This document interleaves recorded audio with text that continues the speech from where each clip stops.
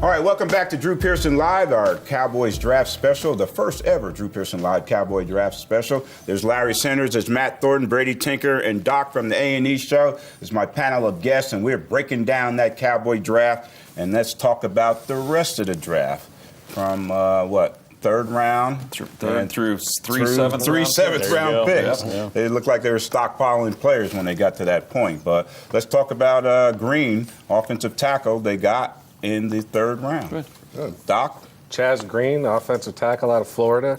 6'5", about 315, something like that. Doesn't have long arms. We kind of thought this one was a little bit of a reach at this pick in the third round. I think that kid, you probably could have got him in the fourth or fifth. He does add some depth. I've seen some film on him. I like his footwork. That's the one thing I do like. I do like his footwork. Right. And I can actually see them moving him possibly inside, from tackle, moving him inside. But it does give him some more depth. I mean, with Parnell going to Florida, going to Miami, signing with Miami in the offseason, it does give them some more depth at that position. If your team is Brady, if your team is all about your offensive line, then you better make sure you have a little depth on it. There. They lost Parnell. Those big guys get hit around the knees and the ankles all the time. Right.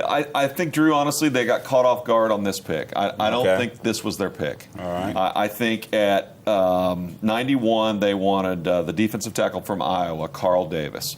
And I think they were giddy. Look, it's all going our way. We wanted Byron Jones. We didn't want Gregory at 27, and we got him at 60. We're the champions of the world. And now look, at 91 we're going to get Carl Davis, a defensive tackle that's a road grader, and Baltimore took him at 90. And I think it stunned them. And so, all right, what do? What's our process? Our process is we go with our board. Okay, well, Chaz Green's on our board. Seems a little early, but they were able to say, and it was early with Travis Frederick, you know, and that's working out perfect. So choose your guy. That's what I think happened. But I'm good with it. I mean, you're an offensive line team. That's what this is. For the draft, depth purposes only, and absolutely. Plus the fact that he's versatile. Yes. Guard, tackle. So, Matt, your thoughts? Exactly, Drew. I mean, he played both left tackle and right tackle at in college, and I like that he could be that swing tackle, that replacement for Jeremy Parnell. I also like the fact that one of the knocks on the kid is he's had some injury issues, right? 11, 12, 13, he torn labrum. But he came back in 2014 and played every game in 2014 and won the Chris Patrick Courage Award. Nice. So it's not like he's injury and he fought back. He fought back from the injury and won an award for it, and actually was named captain of his team. As well. That sounds like one of Garrett's guys. Right kind like of guy. A Garrett exactly. Guy. Exactly. What do you think, Larry? That pick? Well, I like what Matt said about him fighting back. I think that speaks a lot to about a guy's character. Right. From what I've read, I think the majority of the guys drafted had a visit here with the Cowboys, and somebody must have seen something in him that they like. Absolutely. You draft, and as an NFL team, you draft a good, healthy balance of potential and production, college production, and then you try to develop a guy into being the type of player that you want to have on your football team. And I think that might have been the reason for this pick. Yeah, I think it was a good pick at this slot. Everybody's talking defense, and they went defense right after that. So I think it was a good pick to help shore up that offensive line and give them some depth there, and they don't have to worry about that. Now let's go to the next pick, fourth round. Cowboys pick Damian Wilson, 127th pick in the draft. He's projected as an inside linebacker.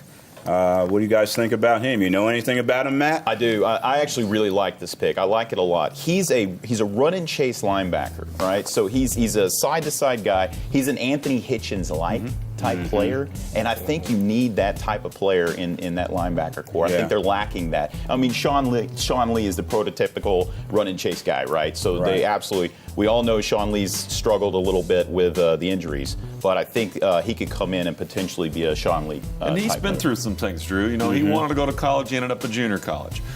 He wanted to go a couple of different places, and Minnesota's where he ended up. So he's already been through a few things. It hasn't all been handed to him. It hasn't been a step-by-step process, and versatility is also part of his deal, too. Right. He tells them, I can play any of these 3 linebacker positions. Whatever you want me to do, Coach, I'm in. And as you said, he's all over the field. He's side to side. The play's never over until the damn play's over. So I like this guy a lot. He's, again, another right type of guy. And, he might be valuable as a special teams player as well. Right, Larry? I definitely think he'll be utilized in the special teams quite a bit until he cuts his teeth, until he kind of grows up as a player and learns the system. I agree with Matt in that he's a sideline linebacker, and he fits very well inside the Marinelli scheme. They wanted Sean Lee to do a lot of that. Unfortunately, he stayed injured a lot of the last couple of years. Right. And I think he's this guy here, Damian Wilson, will be groomed to play that position when Lee doesn't. Not bad for a 4th-round pick, I think. not There. bad at all. Then they go to the 5th round. They get Ryan Russell, local guy, Carlton, Creekwood High School, and defensive end. Thoughts on that pick? Matt? Yeah, absolutely. He's prototypical defensive end. He's got size, above average speed. His knock is that sometimes he struggles to fight off the blocks. So he's kind of one of those. He's really, if you're going to get after the quarterback, that's what he does, and he does it really well. He had 10 sacks in college as well. So he can get there to that quarterback. I like him. He's got quick feet too.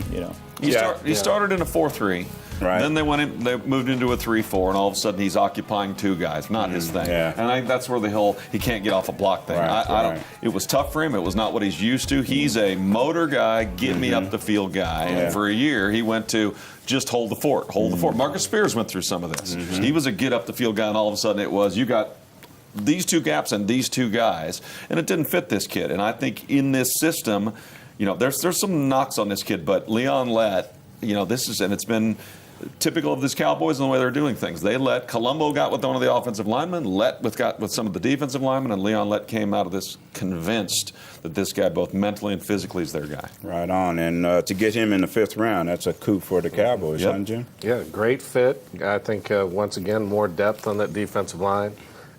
He definitely brings, like Matt said, a motor to get after the quarterback. I think you may see him. I think he may end up being seen mostly as a 3rd down type lineman coming out. Yeah, rotation guy. Yeah. Keep it going. Which Marinelli loves that. that. Yeah, he loves the guy. more the better. His rushman. 3rd and long. Look what he's done with guys that don't have these kind of credentials coming in. The guys he's bringing in off the streets, so to speak, and turning them into quality football players. Hey, Drew, and then they go on to play somewhere else and get the big check. I do think that this was the second time the Cowboys got caught off guard. They're not unhappy with Ryan Russell. But this is where they were going to choose Jay Ajayi, the running back from Boise. Oh, okay, Now, and all of us were sitting there in this 3rd round going, maybe, no. And then in the 4th round, maybe, because we do need a running back, oh, no. That's a good And he point. kept sliding and sliding. And then the 5th round, I think the room said, listen, if he gets to us here, we cannot pass him. And literally the pick or 2 before, Ajayi went off the board. So they were a little bit broadsided again, but you had Leon standing in the back of the room going, I got your guy. I got your guy. Yeah, So, he's campaigning hard. Yep. So they missed the 6th round, idle, and then they go in the 7th round with 3 picks. And they come away with a linebacker and then 2 offensive guys, an offensive tackle and a tight end. The 236th pick was Mark Naochi. Nzacha? No, I'm way off. Nzacha. I'm not sure I'm right. Yeah, well, we'll go with it. That sounds better than mine, anyway. But he's an outside linebacker and another one to add depth to that position and probably be more valuable starting off as a special teams guy. You start. Yeah, absolutely. And I believe, a lot of people think that he was the best defensive player at Wyoming. Now, I realize it's Wyoming, but still, he had a great career at college. He's very athletic. Now, he is good in the traffic. He is he can shuck that blocker. And he'll be a good special teams guy right away. Exactly. Good speed, great tackler. Yes, exactly. Great tackler. And, to me, he's the textbook of project. I mean, he's only had 4 years of football period. 4 years of football. So he is textbook project. Bring him in here, low risk, high reward. I like the pick. I like it. Yeah, he's a German guy. I mean, they don't even play football in Germany hardly. So, and there are sometimes when you watch him on film and you're like, did he get the right play call? Because he's going backwards when he's supposed to be going forwards. He's going east when he should be going west. He went out in coverage and then on the other hand, language barrier. on the other hand, problems somebody's there. running loose in the middle, and he breaks coverage and goes and catches him, and he wraps up and tackles like a demon. So I think they think, call us in 2.5 or 3 years and tell us what you think of this guy. Great right. special teams. Yeah, for no them. doubt. That's what I said. Yeah. So after that, they go 243, then right back at 246, and they go offense. They get a Lawrence Gibson offensive tackle, 6'6", 315, and then they get a tight end, Jeff Swain, and more kid. regarded as a blocking tight end, and I think that's something that they need. What do you think of those 2 picks? Start off with you, Larry. Well, that's been a position that's been in question. I find it interesting that the entire draft on the offensive side of the ball was devoted to everything up toward the offensive line. So I'm assuming that this player Jeff Smith is a great blocker, and probably not so much as a great receiver. Yeah. But he can kind of maybe even transition into tackle if they need him to do so with his size. Right. And they got a little logjam there at tight end now with Hannah and Escobar, and of course the great Jason Witten. So, but none of them are Hannah or Escobar are regarded as great blockers. I mean, Witten had an excellent year this past season blocking. Yep. You know, everybody say he didn't catch as many balls as he normally does, but that's because they had him blocking more in that scheme, and they decided to run the ball a little more. But this guy Swain kind of fits in, but there's still going to be a log jam. I don't see them keeping 4 tight ends at that position. And Swain fits in and perfectly as, like you said, a blocking tight end. I mean, we know he played at Texas. Texas doesn't use the tight end in their offense. Yeah. So he's mainly a blocker. Yeah. And I mean, I think it's a good pick. I mean, he could play a little special teams too. But I think it's a good pick. I think it is too. They actually gave up a draft pick to get this guy, Drew. They didn't have this pick. Yeah, they Right. think something of it. They gave think up a there's something 6th-round pick next year to get this guy. Well, a lot of times though, when you go to 7th round, it's a hit or miss type situation. But you know what? We as Cowboy fans have a little more confidence in these late round picks because that Will McClay up there, he has been identifying totally agree. some talent Yep. and bringing it into the fold. And now Jerry's got somebody he trusts and is listening to. And they're making good selections with this pick because they're getting good information. Right. So it's a good pick. So here's the grade overall. Cowboy grade for the whole draft. You heard we discussed all the draft picks. B. It'll be years before we truly find out how good this draft is, obviously. It's always that way. From what we see right now, from what I see right now, I'll give them a B. Give him a B. Great. You know, I give them an A. And I'm biased, obviously, because I love the Dallas Cowboys. But in all honesty, they did a great job. They got Byron Jones, a great cornerback, one that, frankly, is athletic. He's intelligent. Then they get, arguably, a top 10 pick in the 2nd round again in an area that they really needed help. They need to rush that quarterback. They need sacks. And they got it. They got that guy.